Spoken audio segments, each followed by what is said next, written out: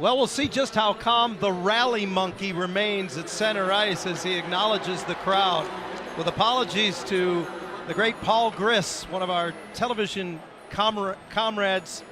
This is something special here tonight. The rally monkey dropping the ceremonial first puck. And there it is. And that was something special. You know what? I'm not going to say that he did it flat, but that thing landed flat. It sure did.